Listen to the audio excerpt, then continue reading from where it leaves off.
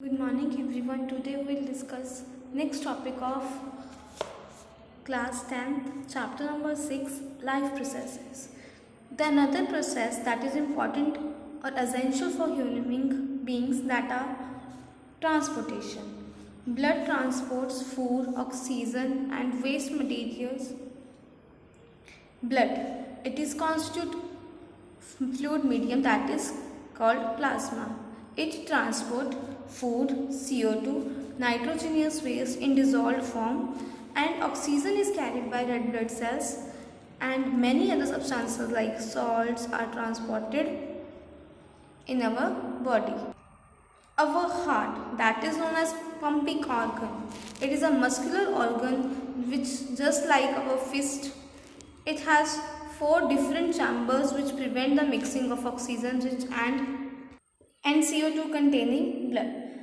The CO2 rich blood has to reach lungs to remove CO2, and oxygenated blood is from lungs goes back to the heart, and the O2 rich blood is pumped to the rest organs of the body. Now we can discuss these steps step by step. First of all, oxygen rich blood from lungs come to thin wall chamber of heart on the left atrium. Left atrium relaxes when it is collected this blood. When blood is transformed to left auricle, then it contracts. The blood, the pumped organ of the body. Deoxygenated blood comes from the body to the right atrium and it expands. The blood transformed to right ventricle and pumps blood to the different lungs and oxygenated blood is pumped to different body parts of the various organs. Thus the heart works. This is a schematic representation of transportation and exchange of oxygen and carbon dioxide. As the blood goes from right ventricle to lungs, that is deoxygenated, and lungs oxygenate the blood and send it to left auricle. After left auricle, it sent into left ventricle. Then oxygenated blood is sent to various body parts except lung. Then it sends into right auricle. This process is known as double circulation.